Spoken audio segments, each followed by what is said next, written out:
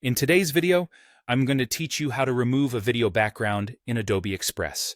If you've ever wanted to give your video projects a polished, professional look by changing the background, this is the guide for you. Adobe Express offers an intuitive and efficient way to achieve just that, and today we'll walk through the steps together.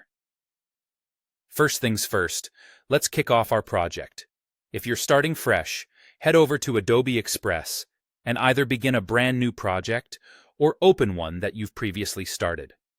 From the home page, you'll want to navigate to the Video section. This is where you'll have the chance to upload the video clip you want to work on. When you've selected your video, give it a moment to upload and situate itself within the interface.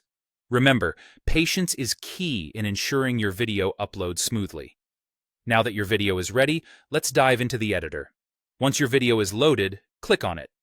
This will allow us access to the editing tools necessary for our task.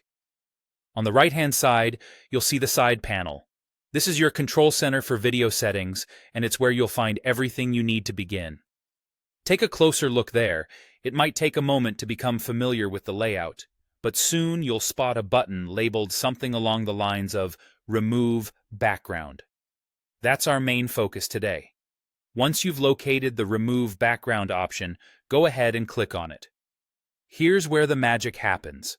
Adobe Express will get right to work processing your video.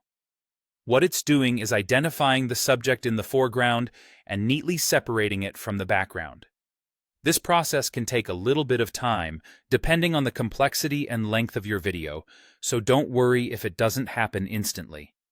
The result will be a background that's turned either transparent or that can be seamlessly replaced with another option.